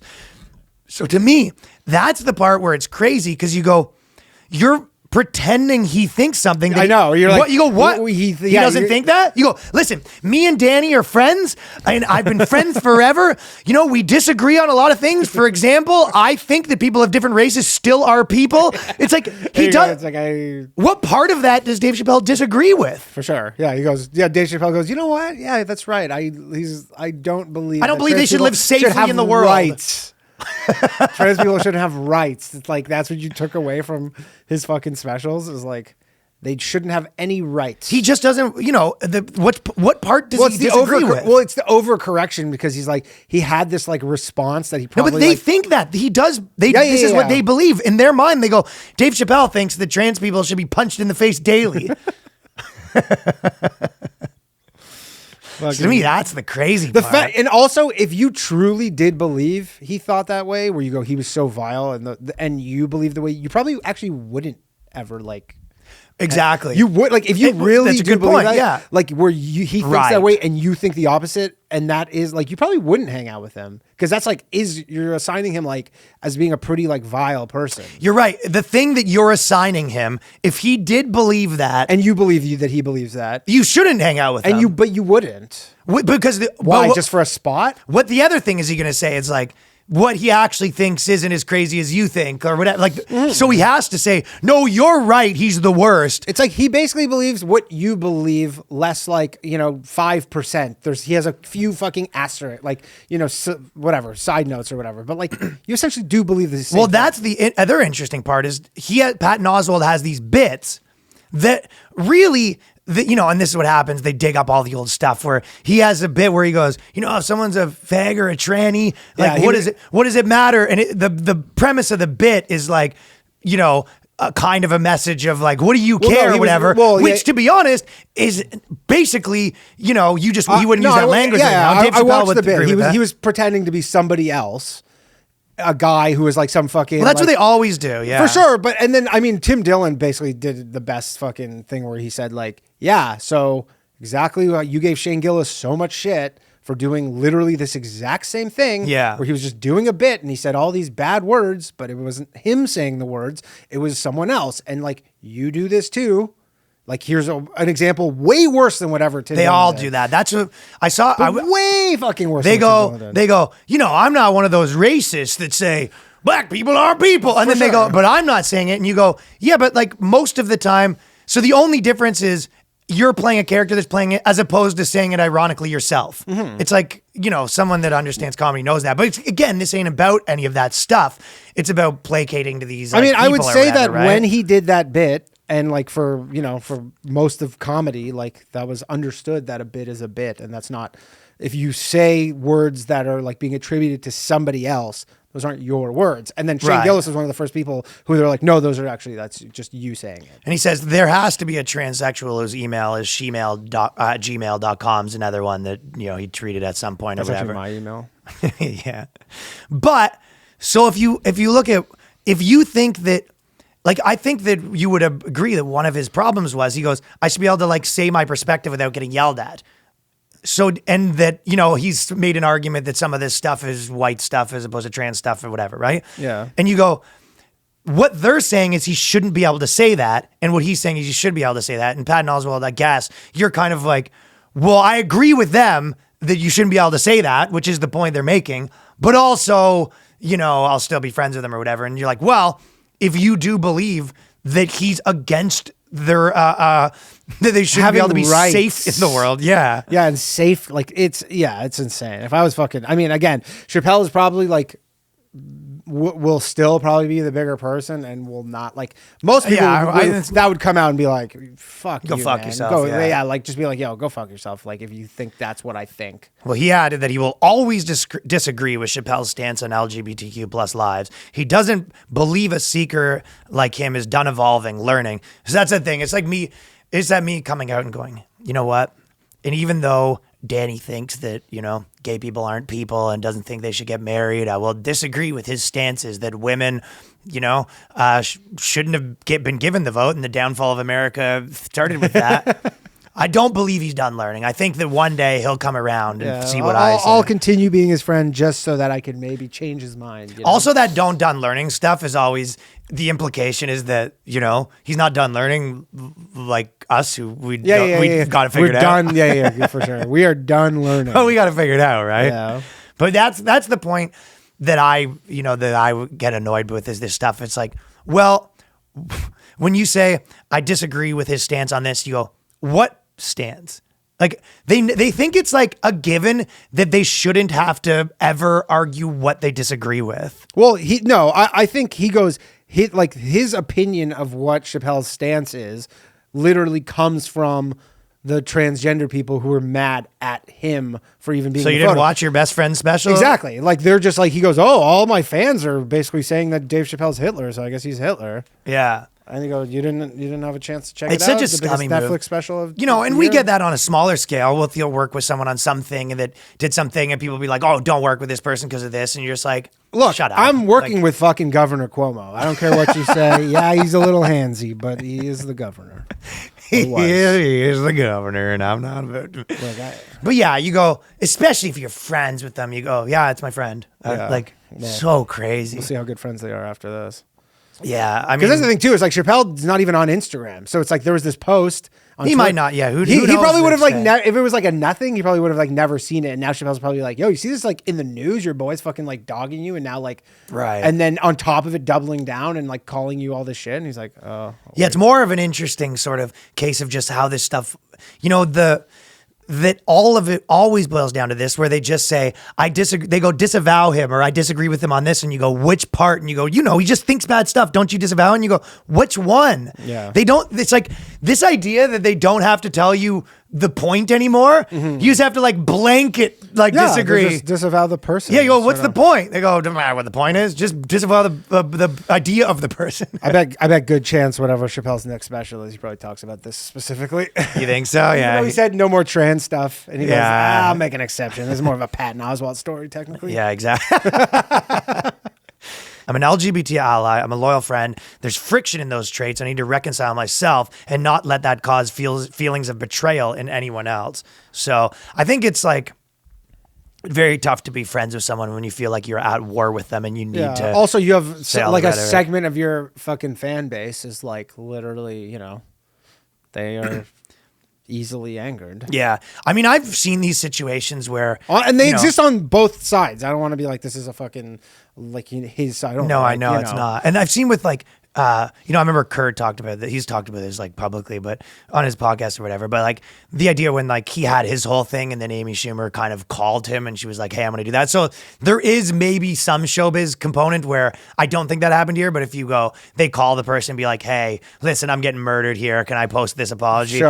And then, or whatever, there is some points where everyone's like Hollywood phonies, But where they also all go, there's- we're all just playing the game. Yeah. But I don't think Dave Chappelle's playing that Also, game. you don't throw the more famous guy under the bus. It kind of goes it kind of goes downhill. Yeah, You're not you go. just like, the guy, my friend, Yeah. who was the guy who was headlining the arena. Yeah. Fuck him. That is true. Yeah, Being yeah, like, it's- hey, do you mind if I just throw you under the bus here? I'd be like, no. No, it's like you did an opening spot. I know you're famous, but I'm 10 times as famous as you. Yeah. Like, Biggest comedian in the world, potentially. Yeah.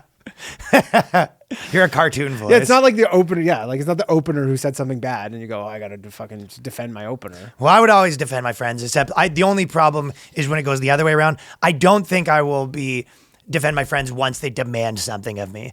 Like, it's like, I can't, it's hard to be friends with someone that posts publicly, like, yes, I am friends with Ryan, but I am very disappointed that he wouldn't post. I go, what? Don't tell me what to do. I don't. Yeah, that's fucking. My natural instinct of people like demanding things from me is stronger than any of my instincts combined, I think. I'd say that's my strongest instinct of not being told what to do. Yeah.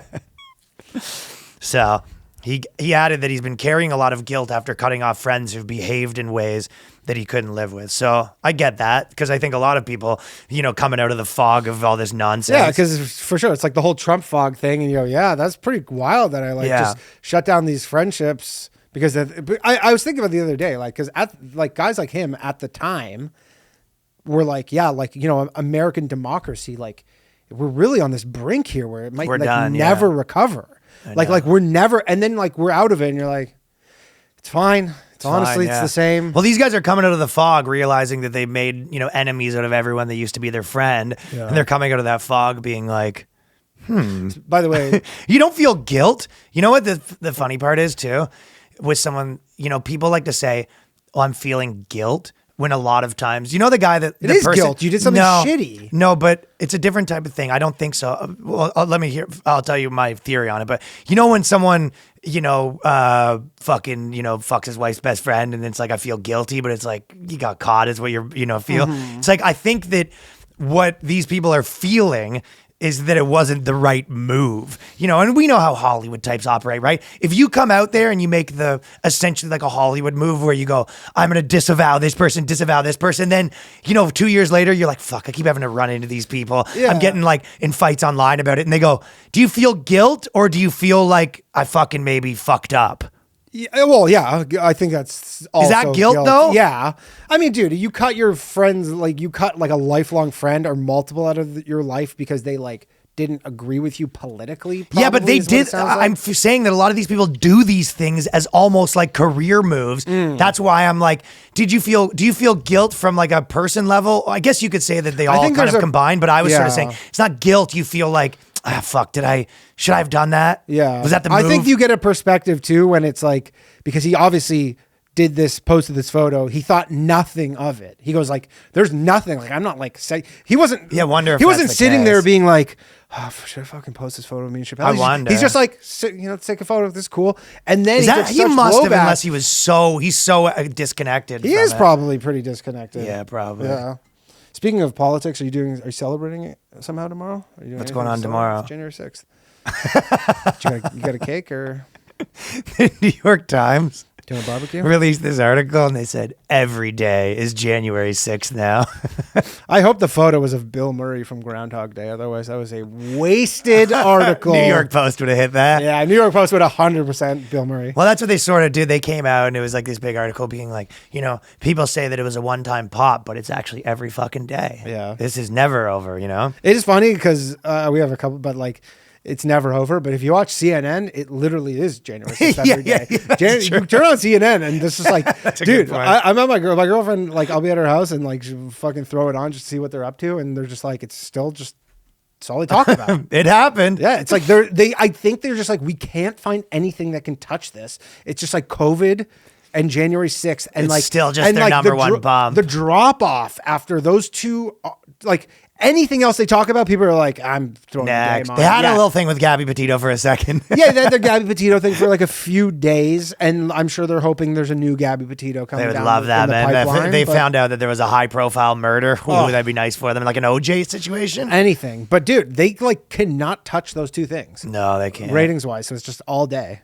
But on the topic of comedy, there is some good news. I got some good news too on the topic of comedy. Okay, what's your good news first? I just farted in a jar.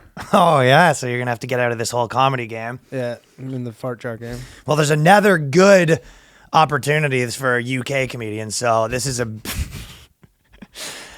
they said comedians could be prescribed on the NHS to help patients struggling with trauma. And NHS is like the public health care over there, Yeah, right? yeah. So they've decided. Fuck, dude.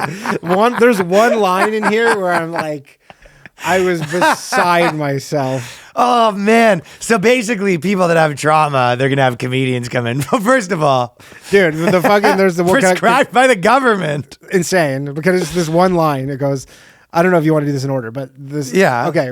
Someone goes, when I work with young people, there's a lot of experiencing gender dysmorphia, people who have recently come out, issues, family, class, and race. I'm just like, make sure you send them the right comedian. 100%. Like imagine Chappelle. Yeah, it's whatever.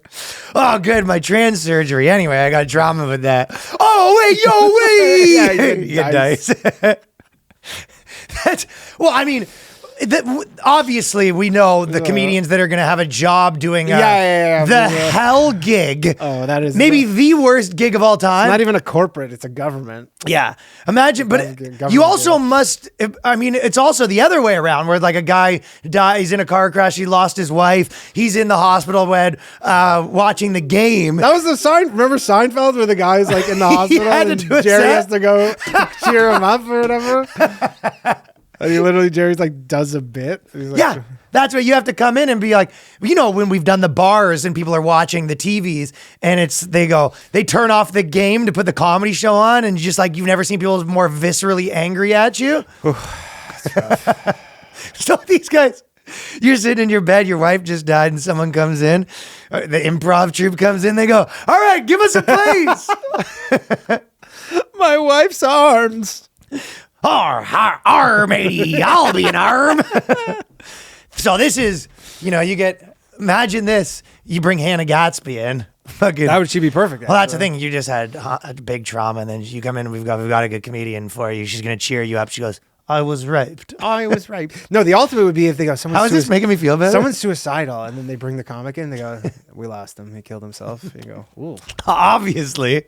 Well, not any. No, but they bring the super safe comics in because that's what we'll get for them. Like maybe they need the fucking dice man to really just rattle them out of that depression. Well, worse than that would be the person with depression. Then they come in and they go, "So I've got depression. I was seeing my therapist," and you go, "Isn't this supposed to sort of make me feel better?" It's like, "I've got anxiety. I've got OCD. So I'm single." So I'm single now. You're welcome, ladies. And Yeah, you you look around, it's like just you. "You're welcome, ladies." You're just a fucking guy sitting in his bed trying to turn the game on again. "So I'm single." Just hits the fucking the morphine drip button a couple times. Yeah. This guy's on the street catcalling me. He walked out to me and he said, "You know, they do the wacky stories they didn't have." And he goes, "I'd like to take your head and turn it into a football and have sex with the football." And I said, "Take my head and turn it into a football and have sex with the football. So we're dating." So anyway, some guy in a wheelchair, he's got his trauma from his head trauma, and the person comes in, they go, "So I was talking to my privileged white dad." So you know that the government hires aren't going to be the best comedians of the best. No, you're not gonna. They're not getting JJ Lieberman, but they should. Just get a clown. Well, you basically are getting a clown, but yeah. But like a really just something An actual as clown would probably benign work as a better. clown, Yeah. The fact that the tax dollars, like if you want to really piss off, like make America never have public health care again, this is a pretty good thing to point to where they go, like the people here that really don't want health care, and everyone goes, it's probably a good idea to have health care, and they go, "Yeah, look at UK. This is what and you go, look at the budget for comedians to come talk to people about their trauma." That would be enough for even Bernie Sanders to probably be like, "Yeah, you maybe private things better." Yes, maybe we should go private. "Hey, yo, yeah, fucked her." Are you allowed? That would be a bad, when you do the clean gigs and then it's going so bad that the people have to go dirty because it's the only way to win. How good would that be if you're going and you're bombing clean at the trauma gig and you're just like, so anyways, this bitch is sucking me off. They're like in the back lighting you like 6 minutes into a 40-minute set. They're like, no. They're lighting you at your hospital gig. So Angela Belcher, comedian in residence at Bristol University. So she's good. You're a comedian in residence. Senior fellow of comedy. Basically. She's been working with medics to develop the sessions. So this was her big idea. And then she's a comedian in residence. Jesus Christ. What do you do? I work at the university. What do you do? I'm the comedian in residence. What is that? Mainly, I've been training other comedians to go to hospitals. She's basically just like, she just goes after comedy like in a really like theoretical. She's probably the least funny person on earth, but she knows how to joke. And she's probably hiring people that barely have a tight five. Like she has like, remember you had your comedy theory like last week or whatever? Yeah. She probably was thinking about that when she was 18 and made like a career out of it with like not a funny bone in her body. Well, she probably has all of the things like the rules in three. Like she has all the rules of three. Every joke of hers is like a structured exactly. It all goes back to like ancient Greece. Like everything is like. She goes, "I guarantee you someone that's going in there is going, so I'm on every dating app, Bumble, Tinder, Airbnb." Classic. "So I'm on every dating app, Christian Mingle, Bumble, hardware.com." Too, she probably does like in comedy, like she probably does the odd mic. She probably comes up. She shows up occasionally. She probably bumps everyone. The comedian in residence? Yeah, the comedian in residence. But like she probably is like really tons of swagger, and then she just eats it on every show. She probably has so much swagger. Eats it. The senior fellow of comedy.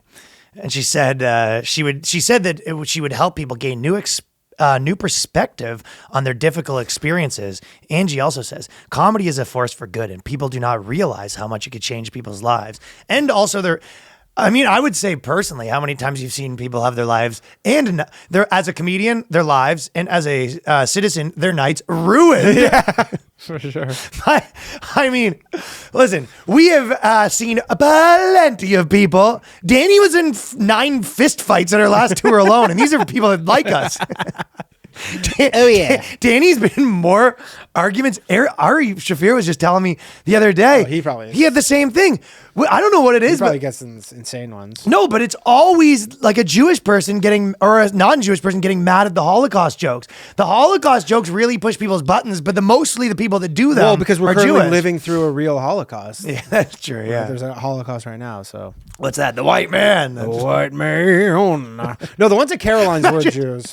You go into the place and you're just like this. So the white man's gone having what's the deal with the white man not getting a fair shake? The person's just finished their top surgery.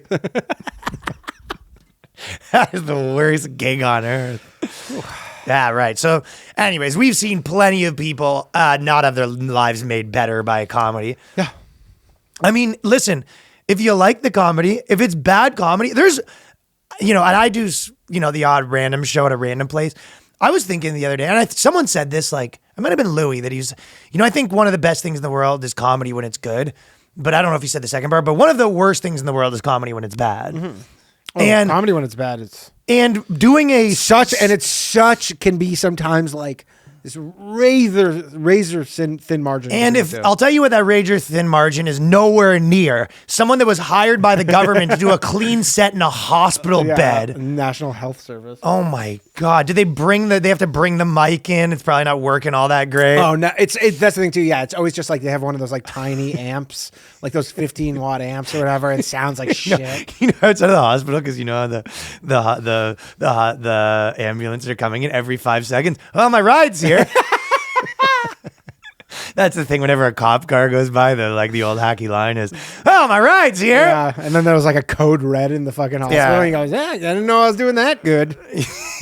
yeah. The entire set. I'm killing. Oh, actually, sorry, they said not to say that.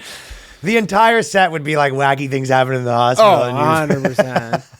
What's the deal with the hospital applesauce? Yeah. So this was not a good idea. I mean, if they consulted with one normal comedian, I can't think of a single comedian that would be like great idea. Yeah, no.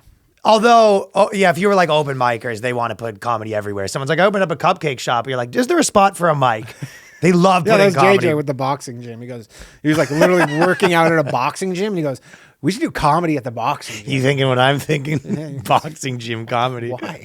Yeah, we're like, why? And he goes, just be a good spot for it. Because there's people there. You go, what are you talking about? Why would they want that? Yeah, comedians love putting comedy in places that shouldn't have comedy. And he goes, she said, I work with young people and there's a lot of experiencing gender dysphoria. So this is the thing, and people who have recently come out or have issues with race, family, or class. So someone who might be having some issues with race that's in the hospital, they come in, they get like a lecture on race from a fucking college kid. Racism is literally like one of the biggest diseases that affects the most people. That's right. That's true. We've literally covered that article 50 times. That's true. And she said, it's the whole, if you don't laugh, you'll cry sort of thing. Trauma plus time equals comedy. So you were right. She knows her formula. She knows her formulas. She's got all, the thing is, there's only like 6 things. There's not that many like things. The whole, like, it's just like you could learn comedy, like the basics of it in like a 20-page book. Yeah. No, and you know what I thought? I think it was Dennis Miller that said this, that I thought was one of the best like comedy theories, that they said there's like 2 things. It's what's in your bag and how fast you can take out the bag. And then I thought, when you think of someone like, there's a lot of like the Zach Galifianakis people that what's in their bag is like, it's a lot of wacky things. You know what I mean? Yeah. And that's kind of what's interesting about them. But then there's some people that's like, they can always pull out a banger, and that's kind of what your head's like, right? If you think of your head as everything that comes up, there's the infinite amount of possibilities you can think of. How quickly can you narrow it down? And then how quickly can you optimize to pick out the best one? I thought that would be the closest I would come to describing what would make someone funny in like a technical I mean, way. I would say that's right only because that is her third theory. That is her number 3, actually. But then there's a lot of people you would say, well, they're able to pull something out really quick, but it stinks, Yeah. or it's average, or it's never like a home run. They're able to like pull out singles a lot. Mm-hmm. So Well, that's like smart people that aren't that funny Sure, which is lots of them. because their brain isn't able to like connect interesting combinations of Well, things I mean, to find the you funniest might be thing. funny and just have bad timing. And that's like, you could be Well, that's really someone funny. fumbling with the bag pull. Exactly. Yeah, for sure. Yeah, that's And then true. there's That is delivery. fumbling. There's how well you can deliver. I think Obviously, delivery there's is more the, components. delivery is the bag pull, yeah. Delivery would have to be the bag pull. Yeah. Yeah. The bag pull. Well, there was that big expose on the CBC girl, so the Canadian who Broadcasting left the Corporation. thing? She left the CBC being like, all right, this is out of control. And she goes, I was the most liberal person, and now I'm the most conservative person. I haven't changed or whatever. Yeah. And the best is literally all the people who are like, yeah, well, fucking see you later, you fucking bigot. Yeah, And they're all just like Muslim person in a wheelchair who like works at the CBC is like. We never talked about this one, but there's an amazing show that they have coming out. It's called The Housekeeper, was it? No, yeah, the cleaning lady. The cleaning but that lady. was actually so because we saw that the cleaning. We The go like cleaning here we lady. go, but then that's actually like a famous like Mexican show or something that existed that they just like translated. So it loses a bit of its. It wasn't that funny. It loses a bit of the whole thing. It's one thing to be like just out of thin air, being like we're making a show called The Cleaning Lady. Okay. Well, actor and poet Jane Hills has something positive to say about the new comedy thing. She goes, she attended a course when she wasn't in a good place, she says, and the course will reprogram your brain a bit to think differently and find humor in the situations you're in. So they're already talking about reprogramming you with humor. Yep. Anyways, bad idea. Yeah. And then the one thing, It's as bad of an idea the fucking as like comedy show at a boxing gym. Like they're on par. Like that is the thing. We go, boxing gym's a bad idea. I'll go, oh, you know what? We should fucking go to the hospital and just give this to people as treatment. And go, Yeah. That's a fucking terrible idea. brutal idea. Well, do you know how this just one last thing we're gonna do here is when we talked about you were sort of going on about how it's January 6th every day and stuff like that. But I thought It's January 6th somewhere. Brian Stelter is like one of the weird ones that posts like the wild stuff. But he posted this, but it wasn't written by him. But Washington Post posted opinion: being a journalist in the U.S. is becoming more and more dangerous. Yeah. And it is. Again, it should be. You guys are fucking like lying nonstop and stoking Right. so much division. Like, yeah. Well, that's I a hope good it point. is. Yeah. Yeah. Yeah, I you're hope good. so. I hope someone's checking you. And no one wants to be this job that's bad. Yeah, that should be good. Yeah. It'd be like, hey, being a fucking working at a tobacco company is becoming like being the CEO of a tobacco company. People hate me more, and you go, yeah, they should. Yeah, that's a good point that I wasn't even thinking about. But I always like, these content creators. But it is interesting the way that they the way that they see the world is like fucking deranged and pathological. Because they go, he goes, the year 2022 is not looking particularly promising for press freedom. In fact, the United States is one place where journalists could start seeing an increase in the types of threats that many of our colleagues and many illiberal societies already face today. So it's like they see themselves as being shut down, but it's like journalists are the number one people in shutting down opinion business. Yeah. They also think they're like opinions are infallible. That's another and that thing. they don't. Yeah. Like, first off, CNN has a number of times like threatened to dox people. Well, that's the other thing. And you're like, oh, and we're in danger? You're like, good. Yeah. Fucking good. But they have doxed people. Like they're saying, and this is some of the stuff that they will say in the thing where they're like, yeah, people will, people were yelling at us and it's becoming unsafe and all this stuff. And you're just like, remember the Covington kid? Yeah. When he smiled at a guy and you ran 24-hour coverage it's about how he's the ruin worst his person in the life. world. Yeah. And then now you have to pay him a bunch of money. It's like, how in any scenario is you the one? It's like, remember even, we made that video. It's like the experts are allowed to speak this week. Like all the doctors got kicked off of Twitter and all that stuff and blah, blah, blah. It's like, they're like, well, now all the experts agree because we got rid of all the ones that don't agree or whatever. These people are like, our opinion, which is the mainstream only accepted opinion, stamped by the government, stamped by the CDC. Like basically the, social media companies have agreed to not take down no matter what. Like in what scenario is a CNN article getting taken down? And they're being like, our opinions are under fire because people on Twitter are, making fun of them. I mean, yeah, like the real article should be like journalists, mainstream journalists are like, less safe and in more danger than they were. And here's why it's a good thing.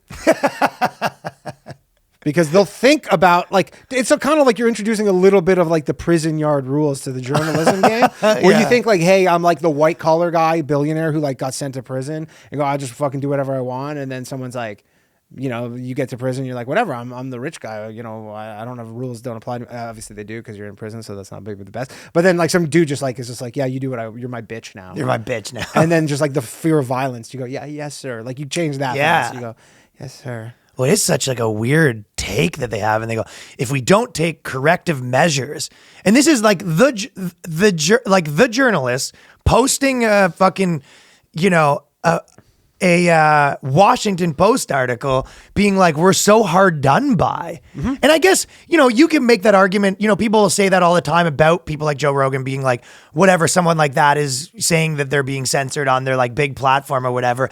But it's not really true that he's being censored maybe to some degree. It's like, but you're right, he's in a position where he's not. But it's like to say that, look at all of the people that were opinions that were like shut down, like in a liberal society, as they say, how many of them were journalists for the Washington Post? I mean, it's dangerous. Zero. It's dangerous being a journalist in like Iran. That's what I mean. And it's dangerous being like an actual war journalist. For sure. Like all these things. Like there are countries where it's dangerous being a journalist. And I guess they're not saying it's dangerous. They're just saying it's more dangerous. But it's like, I think that's for the better, not for the worse. They said, if we don't take corrective measures quickly to increase media literacy, they need to be media literacy. It's re-education and slow the spread of disinformation.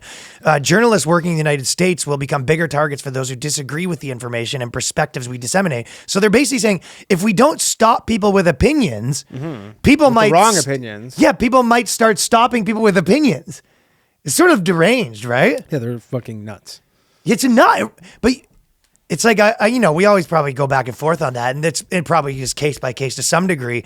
But is it like in bad faith where they kind of know what they're doing, or is it really that they're this like pathologically, wrapped? And I mean, the danger that they face is like what? Some people in your DMs are being like telling you to go fuck yourself. Like, yeah, they've created danger where they've actually like, removed people's ability to, have a living or whatever, right? Yeah, or like straight up villainize people to the point where like, if that person can't go out in public. Or kills themselves, yeah. For sure. There's Last month, a judge in New York sentenced a man to 3 years in prison for threatening dozens of people, including journalists and members of Congress. Well, so they go, someone threatened us and now they're in jail. And it's like, yeah, and you're trying to put people in jail for like making jokes and stuff like that. They support all that stuff. To take one case of some crazy person who's like, yeah, I sent fucking anthrax but to like even when you take people, that case, they're in jail now. Exactly. So what are they saying? Like, we need to stop this. It's like, look at this guy did this. It's like, what happened? Jail. But he shouldn't have thought those things to begin with. Kind of, right? So what's even their point? They're honestly like, part of me like would love to experience like the bubble they live in, because it must be like a really different reality. Yeah, like it is like a different, and we see lots of famous people, and it happens to comedians and stuff where you get in such a rarefied air where it's like you kind of, and it's hard to not, and it's hard to do comedy when you are in that, but we do see people who get in there and you're just like, I would just love to see it must be just a weird, sheltered, bubbly existence. That's a crazy way to think for sure, yeah. And they go, the pressure is on to make our work stand out. As success is interestingly linked to web traffic, and as journalist profile and perceived influence rise online, leaders with authoritarian mindsets and their followers see the reach of independence as a threat to power. But it's like, they're the threat to your power. You're kind of like, people go, they're like, people out there are seeing, the rise of us independent journalists as a threat to power. And it's like, to whose power? Like, you agree with all the power. Yeah. Oh, again. What power? Like, I guess they mean Trump. Yeah. Well, still. And they're basing the whole thing off of the fact that like, nothing we say is wrong. Yeah, they're editorializing stories. They're trying to build careers. Like even Jon Stewart had one recently. Like, I don't know if you saw that, but Jon Stewart basically he has his new show or whatever, and he was doing a thing basically saying that, J.K. Rowling's, he was like, Oh, the Harry Potter. Yeah. yeah, and he was saying that like the goblin's basically like the Jew or whatever. And then they wrote like Newsweek and all these places were like, Jon Stewart blasts, J.K. Rowling as anti-Semitic, and he was like, "Yeah, no, I didn't do that." He was like, "I didn't say that. We were like making a joke," and it was just like, these people are, they editorialize things, they add their whole thing. So, anyways, the media is bad. Media's bad. That's the whole takeaway. Is fucking mainstream media. Why don't you fucking go get a 300th sheep or whatever? Well, that's what I said. Many journalists have endured years of online harassment and abuse in silence. First of all, they are the farthest from silence. Yeah. The farthest from silence. Yeah, I'm sure there's a lot of people taking abuse and keeping it to themselves. Now that you're content creators, it's fair to say that, like, yes, you guys are now content creators, whereas before someone might go and get this big story and your face wasn't on it the same way. So now you, if you want to take bold political takes, now you are going to have the same amount of harassment as, for example, you give to a politician or a kid gives to a musician or a comedian. But it's like, I'll tell you, the person that's covering the fucking dog show isn't getting hate online. You're coming out like villainizing, politics is like a divisive, realm and everyone like hates everyone. But it's like, you think that, that this person's getting any different amount of criticism than Ted Cruz? Like, no, they just, again, they're way more insulated because they just have had it so good. And they've kind of been the dominant, like... They should have kept it so good because they did have it so good. And they could have kept the cushy fucking gig going on long. You know what it was? But it went was into the dark arts like Patton did. Yeah. It was with the Trump thing is like, it was like the Icarus. They just kept getting so close to the sun and they were just like... Yeah, I'm watching it the other way with the Biden thing. It's like, people posting, just not another 9 segments about like why Biden's bad or whatever. And some of them always... what the funniest one to me is when people post the COVID thing where they go, Biden, like it's an own on Biden where they go, hey, he said that he would have a plan to get rid of COVID. Then they show like there's more COVID cases or whatever. Yeah. And it was like, yeah, but I don't see the point of that because what do you want him to do? Like lock it down more? Yeah. It's like, well, you're just saying he didn't have the truth is to be like, yes, obviously, I guess you go, obviously he didn't have a plan, but like anyone running is going to say that. Yeah. And but it's like literally, yeah. So he made a fucking promise he didn't keep. Okay, right. But if that's the argument, I get it more. But it feels like they're kind of like an own on him that his numbers are up. Yeah, and you're kind of like, it's a virus. Well, yeah, but I think that most people that are saying that their point is also like we shouldn't be caring that much about that. Yeah. So it's like kind of like a hypocritical point to make or something. Yeah, they're just trying to own him in like this vacuum of silly own. Yeah, for sure. Well, I mean, again, it's like to take that on face value where he goes, I'm going to end this virus. And you're like, are you going to end the cold too? Like, it's right. Obviously, they're all fucking liars. As journalists covered the insurrection, which is tomorrow or today, I guess. Was it today or tomorrow? Oh, tomorrow. So yesterday. It's yesterday. Documenting the most direct threat to our democracy since the Civil War. And that's how they see it. Since the Civil War. People... There's actual definitely wars. Nothing happened in between. What was it, 200 years ago or something? People hurled threats and insults in their direction. Murder the media was scratched into a door of the Capitol. So there was some bathroom graffiti vandalism, essentially. One of the people wrote in the bathroom that my mom is a whore. Someone wrote on the bathroom that for a good time called Brian Stelter. Yeah, exactly. Not appreciate it. For a bad time. Yeah, take that. And he goes, some of the mob chanted that CNN sucks as they destroyed equipment. So I'll say this. If you want to go cover a riot, then I'll give you that was dangerous. But like not increasingly more so necessarily. Yeah, if you're not wearing a fucking like helmet and like a bulletproof vest. Hey, you're going to a riot. I'll give you that. That was the old school where it used to actually be physically dangerous. Now you're just like... But even still, all the stuff in Minnesota and like where they were there with the mostly peaceful stuff, they weren't in ever danger. They were like, we're on the good side. Well, none of them were in danger. And then they said, without proper accountability, we're all bound to face more and more better organized assaults on our democratic institutions. And that includes the free press. But they're not the free press. It's like people that... I guess that's the probably big takeaway from this whole thing is that these people are just like the free press we need to stop the actual free press so we can have free press. I mean, if you're the free press, then so is Fox News, but you don't think that. So yeah. Well, so is Breitbart if you're the free press. exactly. Yeah, It's yeah, like, exactly. Either it's we all need free, the right free press. Yeah, exactly. Which is just, I mean, I obviously these people, you know, have their political slant or whatever, but it's just crazy that you can't even like pretend that they sort of like believe in the principles of free speech. You know, it's kind of this idea where there's like, well, because of misinformation doesn't fall under free speech, I guess is how they see it or something like that. And they go, what's misinformation? Anything we don't fucking agree with. 100%. Anyway, these people are, isn't that a crazy I mean, one? I'll honestly say, like, the fact that they feel like they're in danger is positive for society, not a negative. Boys. Boys. Welcome. And all the, I mean, I think it's a good thing, too, for the guys on the right. I don't even think that's like, there just needs to be kept in check somehow. Yeah, I they think so too. ran so well, they are roughshod. kept in check by like alternative people having big platforms. 100%, but and I'm just saying, demoing them by fucking being honest. Yeah, exactly. But if they know when they're lying, and if at some point they go, you know what, maybe if I say something so crazy that like I might get doxxed, like, and I shouldn't say it because it's a lie. They would love that. Yeah, if someone like assaulted him for like being a journalist, like they would love that. They would not like it. And they're like, we didn't assault you for being a journalist. We assaulted you for being a fucking asshole. And he goes, nah.